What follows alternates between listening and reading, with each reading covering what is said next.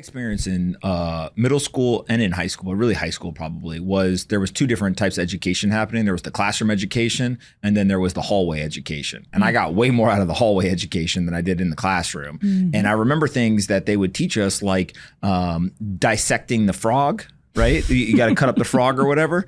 Like, you know, kids were, first of all, were doing crazy stuff. And so it like took away from the lesson. But second, I remember thinking to myself, like, when am I really going to need this? Right. The other thing I always laugh about is the Pythagorean theorem, right? It's like, who has used the Pythagorean theorem at any point in their life, unless you're an engineer? Right. And so how much of it is like being exposed to that stuff helps you understand, like, cool, I get the frogs, but like biology is not my thing. Oh, I get, this, very kind of complex math equation, but you know what? I don't want to be a mathematician. I don't want to go into that type of field in engineering. And so exposure leads you to kind of hone in on what you actually want to do. Like, how do you balance? I couldn't tell you what the Pythagorean theorem is today, but I could tell you, I knew that after going and studying some of that stuff, I was like, this isn't for me. And so like I did get value, but maybe not in the way that the school intended. Yeah, well, here's the thing.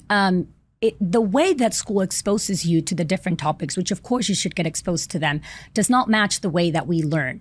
And so, for example, this idea of isolating topics by subject, and then every 45 minutes we ring a bell and you need to close whatever you were learning in math and then open up the science and then close science and then open every 45 minutes, that really affects the way that you're consuming this content. The way our brains work is that learning is interconnected. So you need to be able to synthesize ideas from different fields and understand how math fits with science and literacy. And so a way better way to do it is through projects, or when you have a common theme, and then you start to say, okay, what do I need in order to solve? You give kids a problem, a real challenging problem, and then they're going to need different tools and different things in order to solve that problem. And that's the moment where you start introducing them. So kids actually understand why they're learning these different subjects. And I think that would actually change the way you think about becoming a scientist or becoming, or wanting to pursue a career in that field.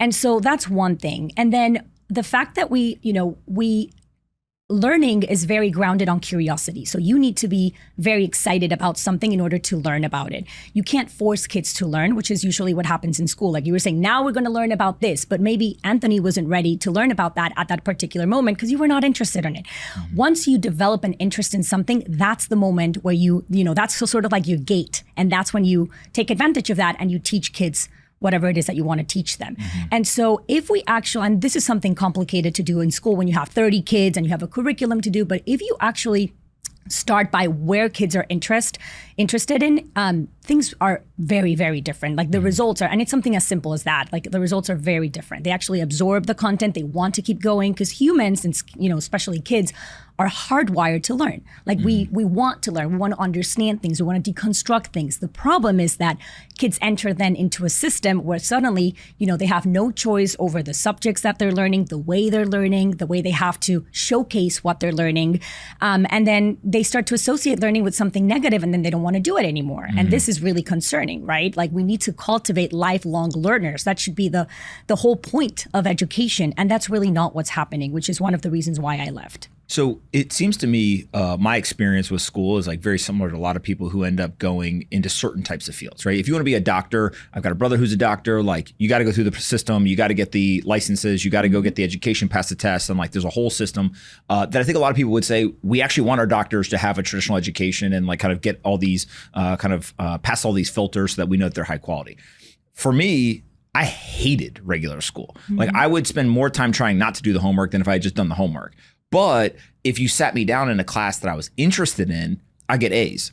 And teachers are always like, I don't understand. Like you get like a C or a D in this class, but you get an A in this class. Like, how is that possible? Mm-hmm. It's like, 'cause I don't care about that class, right? But this one I actually do. So how does a school kind of morph itself or evolve itself, in your opinion, to actually almost like fit the content and the topics to kids? Like, should we have people go in and say, you have to do 4 years of science, you have to do 4 years of math, you got to do 4 years of this? Or is it more so like, let's figure out what you're interested in and then just help you go become more like that or learn more of that information? And maybe you'll pick up some science along the way or some math along the way, but it's less of a rigid, kind of requirement. And it's more so outcome based almost than it is like the input based system that we have today. Yeah, so a few things here.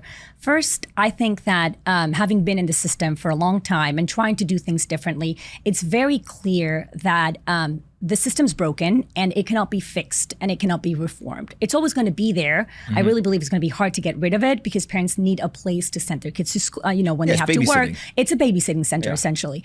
And so that's one of the main reasons why I don't think it's going to go away. But that being said, we need to create an alternative system. Like I'm really convinced at the beginning, I've spoken to a lot of people that are trying to reform and add things, but the outcomes are pretty much the same. The system was created a long time ago for very different purposes. And we can talk about that later. But what I've noticed is that kids, like in school, we spend teachers most of our time trying to remediate kids' weaknesses. And so we determine, okay, Anthony's not good at this and not good at this. And so we torment you and we put you in support groups and we try to really, instead of doubling down on the things on your strengths and the things that you already have a natural talent for and a desire to do. Usually people like what they're good at. And so imagine if schools actually focused on making you better at the thing that you're already good at. And then obviously they give you exposure to like a general content in a more effective way. And we can talk about that later too, how to do that. But the outcomes would be vastly different. Kids would be graduating from school, knowing what they're good at, having years of practice getting even better at that, and so that they can come to the world, be productive, and actually be passionate about doing something that's relevant. And so that's one of the big things. Like I was very frustrated how it was always about remediating kids' weaknesses. It's like, no, like everyone's going to be good at one thing and not so good at another thing. So instead of trying to make everyone great at everything, let's just figure out what they're already good at and make them better at that. So that's one thing. And then the other thing is the way that you expose kids to different, so we've known for the longest time that the best way to learn, hardcore academics is through one-on-one tutoring. And, we've known this for many, many years. That's why Alexander the Great had Aristotle as his tutor. Now, of course, it's not viable for every kid in the world to have a private tutor. Why not? A one-on-one human tutor because of resources, because of, it's very expensive to get that. So a lot of people wouldn't be able to. However, the holy grail of education is to figure out how we use technology to create a superhuman tutor that can then teach you all these things that you learn in school in hours and, so many years, and that you don't really learn effectively and you forget. And so at Synthesis, we've actually, this is part of what we're doing this year. We launched a tutor, it's called a Synthesis Tutor, that is based on groundbreaking research funded by DARPA, the R&D department of the Department of Defense in America, that they're in charge of coming up with all the emerging technologies to use by the military. So they came up with like the early GPS, the internet, early self-driving cars. And so we actually built upon their discoveries with modern AI tools, and we came up with a really interesting solution to this problem of how do we teach kids hardcore academics. And so the Synthesis Tutor, the way it works is we've built upon the best teachers out there, the best tutors out there. So we record these teachers for hours and hours and hours, and we capture their mannerisms, we capture their examples, we capture their stories, because we know that, very different from the apps or GPT or all these things that are very generic. The Synthesis Tutor is actually capturing all the human elements that make tutors amazing, and we're putting this and making it available to everyone. So what DARPA discovered a few years ago, and they spent hundreds of millions of dollars trying to create this technology, was that, students that used the digital tutor for 16 weeks to learn IT outperformed Navy technicians that had been in the field for 10 years. So this is remarkable results, right? And we're building upon that to teach kids. We started with math this year, but we plan to use it to teach all STEM subjects. So when you look at other tutors out there, like the reason why tutors are so good is because they take you from the middle of the pack to the top 1%. So that's like, the difference between going to community college and going to an Ivy League. Pretty remarkable. Our tutor is way better than that. It will take you from the 50th percentile to the 99.99999 percentile.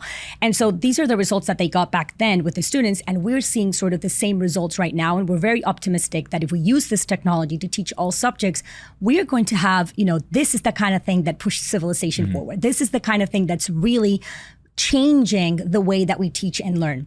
And so what would happen is that your kids would be learning in an hour a day from the best, technology out there, this core academics, and then they would have the rest of the day to actually be kids. A lot of what's happened with the traditional school system is that we've robbed kids from their childhood. It's the most important and formative years of their lives that they're spending, 5 days a week for 7 hours a day for 12 years, stuck in these places where they can barely move, they can't talk, they can't do the things that we know that kids need to do in order to develop as healthy and happy individuals.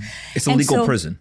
It's a legal prison. There you go. Yeah. Yes. I can say that. You probably can't say that, but I can say that. Yes. Yeah. Yes. There you go. I do agree with you though. And so imagine if we're able to do that. And we can talk about, how, like after I saw the way that the digital tutor teaches kids, I was really amazed because in school we teach for the test. And so our whole focus is to get kids to memorize things and then give us back the right answer. We don't really focus on understanding. And again, really hard to do when you have 30 kids, to stay with them and be infinitely patient and stay with the kid that doesn't quite get it until he or she gets it.